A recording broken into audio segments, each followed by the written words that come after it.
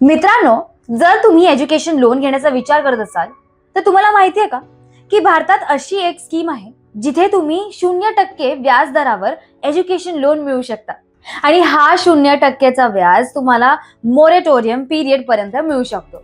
म्हणजे तुमच्या कोर्सचे 3 ते 4 वर्ष प्लस 1 वर्ष नोकरी शोधण्यासाठीचा वेळ या पूर्ण काळासाठी व्याज 0% असू शकते. आता याचा अर्थ असा झाला की तुम्ही कॉलेजमध्ये असताना तुमच्या व्याजाचा खर्च सरकार उचलणार आणि हे काही क्लिकबेट किंवा स्कॅम वगैरे नाहीये. खरंच अशी एक स्कीम आहे ज्याचं नाव आहे PM विद्यालक्ष्मी स्कीम. पण 0% व्याज मिळण्यासाठी तुमच्या कुटुंबाची इन्कम 4.5 लाखांपेक्षा कमी असायला हवी आणि यामध्ये 10 लाखांपर्यंतचं लोनवर मोरेटोरियम पिरियड पर्यंत इंटरेस्ट सबसिडी मिळते. त्यानंतर तुम्हाला व्याज भरावं लागतं.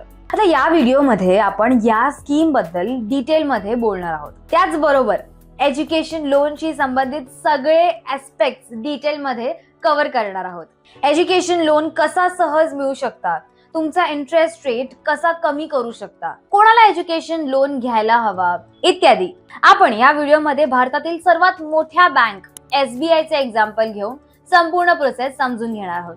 बहुतेक सर्व बँकेचा प्रोसेस साधारणपणे सारखाच असतो. मी प्रयत्न करेन की हा व्हिडिओ पाहिल्यानंतर तुम्हाला दुसरा कोणताही व्हिडिओ पाहण्याची गरज पडणार नाही. मी स्वतः माझ्या शिक्षणासाठी SBI कडून लोन घेतला होता, त्यामुळे या व्हिडिओमध्ये माझा पर्सनल एक्सपिरियन्स देखील शेअर करणार आहे. So friends, SBI broadly 6 categories मध्ये एज्युकेशन लोन देते. पहिली स्कीम आहे PM विद्यालक्ष्मी स्कीम, ज्याबद्दल आपण आत्ताच चर्चा केली होती. दुसऱ्या कॅटेगरीमध्ये त्या स्टुडंट्सना लोन दिला जातो जे भारतातच शिकू इच्छितात, याला SBI स्टुडंट लोन म्हणतात. तिसऱ्या कॅटेगरीमध्ये ते भारताबाहेर जाऊन शिकू इच्छितात, याला SBI ग्लोबल ऍडव्हान्टेज स्कीम म्हणतात. चौथ्या कॅटेगरीचे नाव आहे SBI स्कॉलर स्कीम. या कॅटेगरीमध्ये फक्त टॉप कॉलेजेस येतात, जसे IIMS, IITs, NITs इत्यादी. पाचवी आहे SBI skill development scheme for vocational courses आणि सहावी आहे SBI take over loan scheme. म्हणजे तुमच्याकडे आधीपासून लोन असेल तर SBI तो टेक ओव्हर करेल. आता या व्हिडिओमध्ये आपण SBIच्या पहिल्या 4 स्कीम्स बद्दल बोलणार आहोत. That is PM Vidyalakshmi, student loan, global advantage loan आणि स्कॉलर लोन. यांच्याबद्दल बोलणार आहोत कारण ते सर्वात कॉमन प्रकारचे लोन्स आहेत. बहुतेक सर्व बँकाचे प्रोसेस सारखेच असतील, त्यामुळे हा व्हिडिओ पाहून तुम्हाला एज्युकेशनल लोन बद्दल पूर्ण कल्पना येईल. सो त्यामुळे ह्या 4 बद्दल आपण बोलूया. चला, सर्वात आधी समजून घेऊया की एज्युकेशन लोन कसा काम करतो. हा लोन तुम्ही तुमच्या हायली एज्युकेशन साठी घेऊ शकता.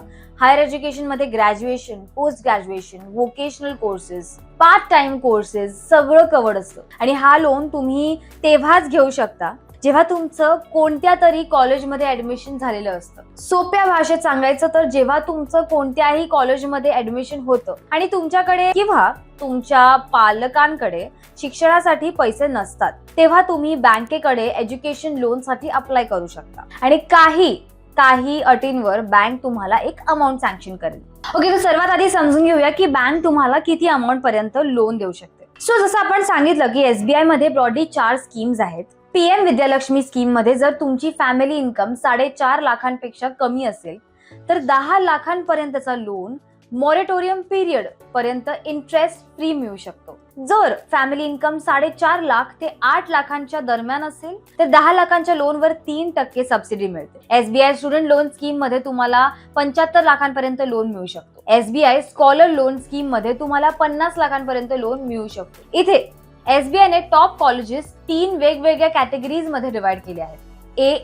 A, B आणि C. आता AA मध्ये 50 लाखांपर्यंत लोन मिळतो, A कॅटेगरी मध्ये 40 लाख, B मध्ये 30 लाख आणि C मध्ये 7.5 लाख. ह्याची पूर्ण लिंक डिस्क्रिप्शन मध्ये अटॅच केली, तुम्ही ती डाउनलोड करून पाहू शकता. SBI ग्लोबल ऍडव्हान्टेज मध्ये जे फॉरेन कॉलेजेस साठी, त्यामध्ये 7.5 लाख ते 1.5 कोटी पर्यंत लोन मिळू शकतो. आता इथे हे सांगणं महत्वाचं आहे की कॉलेजच्या ट्युशन फीज व्यतिरिक्त तुम्हाला इतर खर्च जसं की कम्प्युटर, एज्युकेशनल टूर्स, हॉस्टेल इत्यादी सुद्धा लोन मध्ये कव्हर होऊ शकतात.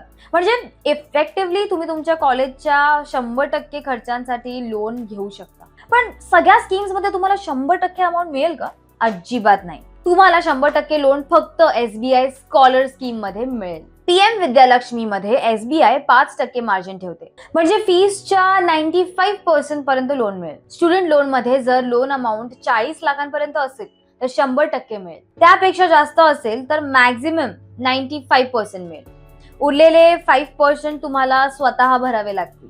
एसबीआय ग्लोबल ऍडव्हान्टेज मध्ये तुम्हाला 15% मार्जिन ठेवावं लागतं. आणि तुम्ही विचाराल की what about security and collateral, तर तुम्ही पीएम विद्यालक्ष्मी अंतर्गत अप्लाय करत असाल तर 7.5 लाखांपर्यंत कोणतीही सिक्युरिटी लागत नाही, पण त्यापेक्षा जास्त असल्यास को बॉरोवर किंवा गॅरंटर लागतो. स्कॉलर लोन मध्ये तुम्हाला कोणताही कोलॅटरल द्यावा लागत नाही. उलट ज्या कॉलेजमध्ये तुमचं ऍडमिशन असेल तिथेच एसबीआयचा काउंटर मिळतो. फक्त काही वेळा एसबीआय काही कॉलेजेससाठी 10% रिफंडेबल कॉशन डिपॉझिट मागते आणि तोही अनेक वेळा कॉलेज सपोर्ट करते.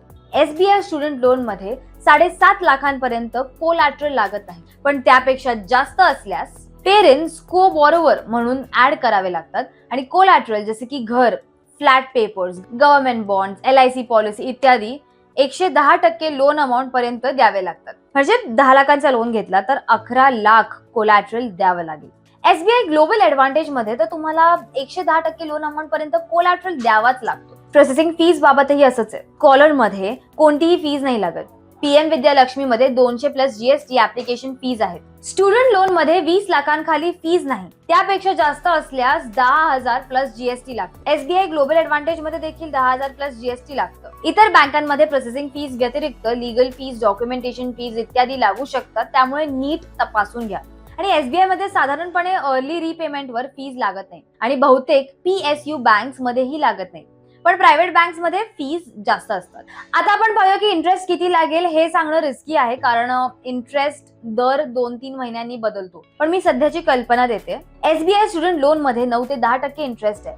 एसबीआय स्कॉलर स्कीम मध्ये 6.90% to 7.65% आहे. AA मध्ये 6.90% आणि C मध्ये 7.65%. एसबीआय ग्लोबल ऍडव्हान्टेज मध्येही साधारण 9% इंटरेस्ट आहे. आता इथे हे सांगणं महत्वाचं आहे की एसबीआय सारख्या बँकांमध्ये गर्ल चाइल्डला 0.50% कन्सेशन मिळतो. हा इंटरेस्ट फ्लोटिंग असतो, फिक्स्ड नाही. म्हणजे आरबीआय रेपो रेट कमी केल्यास तुमचा इंटरेस्ट कमी होतो. मागील 1.5 वर्षात इंटरेस्ट 1.5% कमी झालाय. आता लोन टेन्युअर किती असतो आणि डिस्बर्समेंट कसं होतं ते पाहूया. आता असं समजूया की तुम्ही 2 वर्षाचा MBA करतात आणि ह्याच्यामध्ये सेमिस्टर सिस्टम आहे. लोन सँक्शन झाल्यावर पहिल्या सेमिस्टरची फीज बँक थेट कॉलेजला देते आणि इंटरेस्ट सुरू होतो. नंतर प्रत्येक 6 महिन्यांनी फीस दिली जाते, म्हणजे तुमचा लोन 4 हप्त्यांमध्ये डिस्बर्स होईल. कोर्स संपल्यानंतर 1 वर्ष मॉरेटोरियम मिळतो आणि या काळात EMI भरली नाही ना तर पेनल्टी लागत नाही. या काळात सिंपल इंटरेस्ट लागतो आणि नंतर कंपाऊंड इंटरेस्ट सुरू होतो. कोर्स प्लस मॉरेटोरियम नंतर तुम्हाला 15 वर्ष लोन फेडण्यासाठी मिळतात. आपण एज्युकेशन लोनचे जवळपास सर्व ऍस्पेक्ट्स डिटेलमध्ये पाहिले आहेत. आता आपण काही इम्पॉर्टंट ट्रिक्स पाहूया. बँक्स लोन इन्शुरन्स घ्यायला सांगतात, पण ते अजिबात आवश्यक नाहीये. तुम्ही नकार देऊ शकता. सेकंड, शक्य तितका जास्त सँक्शन घ्या, कारण इंटरेस्ट डिस्बर्समेंट वर लागतो, सँक्शन वरती नाही. थर्ड, जरी तुमच्याकडे पैसे असले तरीही लोन घ्या, कारण सेक्शन 80E अंतर्गत टॅक्स बेनिफिट मिळतो. ओल्ड रेजिम मध्ये हा बेनिफिट 8 वर्ष मिळतो आणि लिमिट नाही आहे याला. जर तुम्ही 20 ते 30% टॅक्स ब्रॅकेट मध्ये असाल तर इफेक्टिव्ह इंटरेस्ट 6% पेक्षा कमी होतो. 30% ब्रॅकेट मध्ये 5 ते 5.5% पडतो. भारतात यापेक्षा स्वस्त लोन मिळणं कठीण आहे. बस एवढंच. व्हिडिओ आवडला तर नक्की कमेंट करायला विसरू नका. धन्यवाद.